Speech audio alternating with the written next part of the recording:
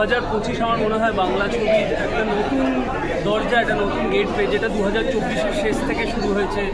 খাদান, চালচিত্র, সন্তান, স্বপ্নময় লেনি, চারটে ছবি একসাথে এসেছে এবং দর্শকের ভালোবাসা পেয়েছে। চারটে ছবি ইকুয়ালি পেয়েছে এবং এই বছরও শুরু হয়েছে একসাথে 3টে বাংলা ছবি। এই যে প্রত্যেক সপ্তাহে 2-3টে করে বাংলা ছবি রিলিজ হচ্ছে, এটাই আমার মনে হয় একটা বৃহৎ যজ্ঞের মধ্যে আমরা আছি।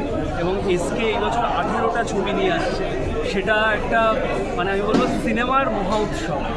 তো সেই মহা উৎসবের অংশ আমিও, আমারও ছবি আছে সামনে।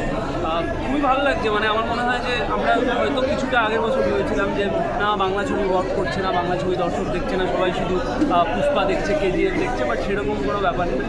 বাংলা ছবি দেখছে, সেটা পুরোনো যেই ছবিগুলো হয়েছে সেগুলো আবার রিভিজিট করছে যেরকম মানুষ। আমার মনে হয় এই বছর অনেক অনেক ভালো ছবি আছে, সেটা দর্শক হলে এসে দেখবেন, এটা আমি